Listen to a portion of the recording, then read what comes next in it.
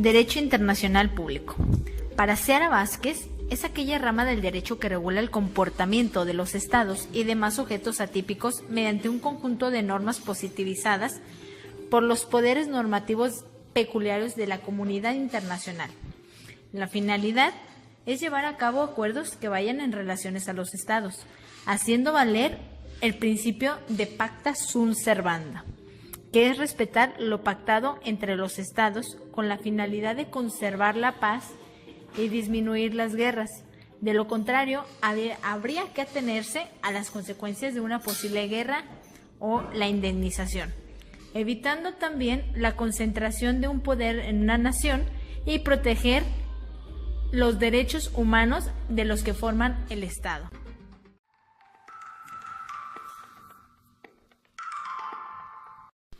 La Unión Europea y China deciden unir sus fuerzas para defender el Acuerdo de París, ya que Estados Unidos pretende abandonar el pacto internacional que se había forjado para liderar la lucha contra el calentamiento global.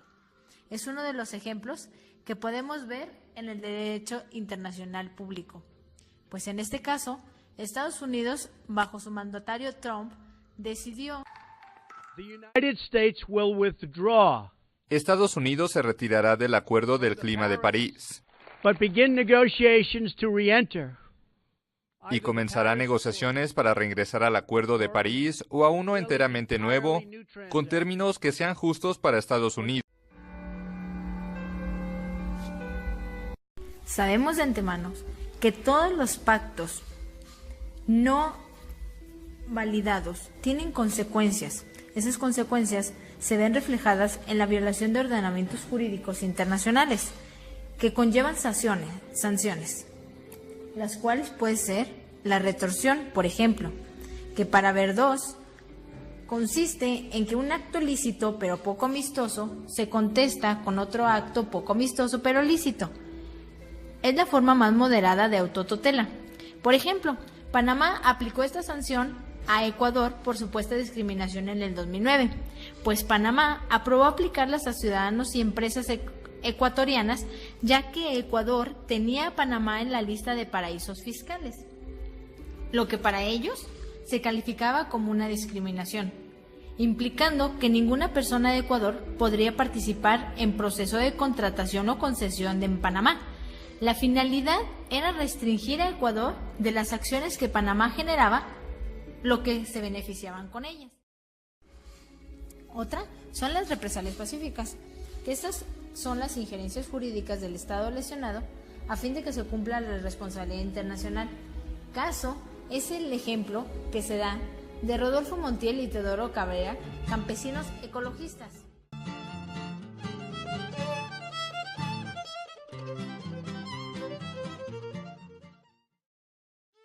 Rodolfo Montiel y Teodoro Cabrera son hoy dos hombres mayores. Hace más de una década decidieron no permitir que el bosque que habitaban fuera depredado por una mezcla de intereses globales y de los grupos políticos locales y nacionales. Por eso, sufrieron detención arbitraria, tortura, encarcelamiento infundado y otros abusos. En 2010, la Corte Interamericana de Derechos Humanos analizará en audiencia pública y emitirá su sentencia sobre el caso de estos campesinos ecologistas. Los ecologistas Rodolfo Montiel y Teodoro Cabrera tienen una gran relevancia para el sistema interamericano. El caso es paradigmático de varios patrones de violaciones a derechos humanos vigentes en México. Otra es la legítima defensa. Es una reacción violenta, inmediata, contra las agresiones ilícitas, actuales o inminentes de otro Estado contra el territorio de un Estado. Caso es el de las Torres Gemelas en Estados Unidos, contra Irak. Pues Estados Unidos fue bombardeado por Irak presuntamente en el derrumbe de las Torres Gemelas en el 2001. Sin embargo, Estados Unidos, basándose en la ley de antiterrorismo, el 19 de marzo de 2003, concreta el ataque de Irak, una nación que nunca había arremetido contra los Estados Unidos. Bajo la excusa de esta ley, las fuerzas militares norteamericanas se impusieron en Afganistán e Irak donde sus continuos bombardeos acabaron con la vida de millones de personas. Otra es la legítima defensa.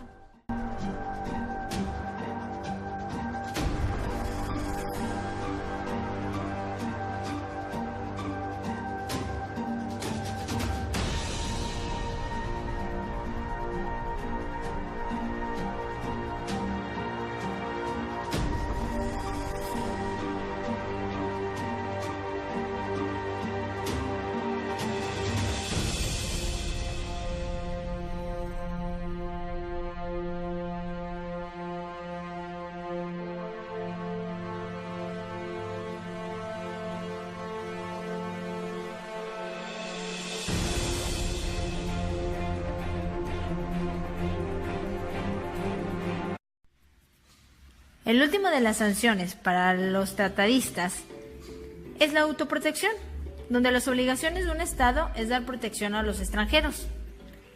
Debido a que un Estado no cumple porque no quiere o no puede esa protección, el Estado perjudicado entonces puede intervenir excepcionalmente en el territorio del Estado culpable y ejercer los poderes de la policía para proteger a sus nacionales. Los casos específicos son las embajadas, porque son territorios en los cuales se protege a los extranjeros o nacionales de sí mismos. Una vez que hemos conocido las sanciones que se derivan de la violación a lo pactado entre estados, ahora daremos paso a conocer qué es y cómo se reconocen los estados. Primero que nada, el reconocimiento de los estados es una manifestación unilateral de voluntad de un Estado mediante la que se reconoce la existencia de una determinada situación jurídica, tal y como sería el caso de la existencia de un Estado, de un gobierno o de un comité de liberación nacional. Existen dos tipos de reconocimiento. El reconocimiento expreso, que es otorgado mediante una declaración formal, ya sea escrita o verbal, es decir, un reconocimiento de derecho que conlleva las relaciones diplomáticas. Y por otro lado está el reconocimiento tácito, mismo que se manifiesta mediante la voluntad implícita de reconocer a un Estado por una determinada situación. Por ejemplo, es un reconocimiento de hecho. Cuando se acepta un Estado, se acepta con sus pros y contra, los derechos que tienen como Estado y los deberes que se le exigen o implementa para sus gobernados, y por obvias razones para los extranjeros del país aceptante. El reconocimiento de Estado además se divide en dos clases: de iure, donde el Estado reconocido cumple con todos los requisitos necesarios para ser sujeto de derecho internacional público, y de facto, donde el Estado reconocido no cumple de manera total con las condiciones del derecho internacional público, pero el Estado que reconoce lo acepta de manera provisional y guardando sus reservas. Así como se reconoce al Estado, también estos mismos reconocen a los gobiernos, es decir, no puede haber un reconocimiento de gobierno sin ser reconocido el Estado. De manera contraria, se reconoce al Estado más no al gobierno porque no cumplen con las formalidades de los Estados, que reconocen o simplemente porque no hay interés en particular. Además, uno de los factores para que un gobierno sea reconocido es que éste ejerza un control ejecutivo sobre todo el territorio y la mayoría de la población del país. Una vez reconocidos los Estados y gobiernos, en estas relaciones que surgen, se deben reconocer quiénes son los órganos del Estado. ¿Qué son? Los órganos del Estado son creados por el ordenamiento jurídico interno para el ejercicio de las relaciones internacionales de un Estado hacia el exterior, siendo los siguientes: el jefe de Estado, por ejemplo, quien es la figura reconocida como el presidente de la República, quien tiene las facultades de nombrar los ministros, agentes diplomáticos y cónsules generales de aprobación del Senado, además de dirigir la política exterior y celebrar tratados internacionales. La Secretaría de Relaciones Exteriores es otro, que su finalidad es conducir la política exterior de un país mediante el diálogo, la cooperación, la promoción del país y atención a mexicanos en el extranjero, además de coordinar la actuación internacional del gobierno de la República. Uno más, el secretario de las Relaciones Exteriores, quien tiene la facultad de tramitar y resolver los asuntos de la competencia de las relaciones exteriores. Otro, los agentes diplomáticos, quienes son nombrados por el presidente de un país, cumplen como representación de un Estado frente a otros de manera permanente o provisional, como negociar con los gobiernos de los estados receptores, fomentar y desarrollar las relaciones económicas, culturales y científicas, entre otros. Y por último, los cónsules, quienes son funcionarios encargados de realizar tareas administrativas por parte de un Estado en el territorio del Estado receptor. Por ejemplo, dentro de sus facultades está fomentar el desarrollo de las relaciones comerciales, económicas y culturales.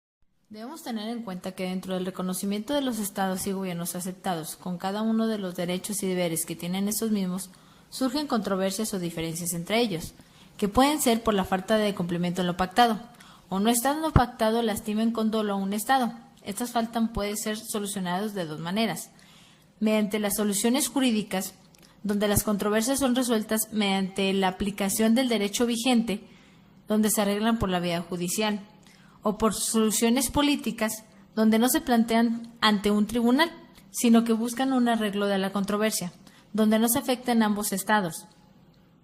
Entonces, son aquellas que aceptan las partes por elección propia, discrecionalmente, y aceptan la resolución que dictamine un tercero mediador. Hemos terminado este tutorial de Derecho Internacional Público. En ocasiones pensamos que por ser personas físicas inmersas en un estado no nos afectan las relaciones que hayan entre otros estados.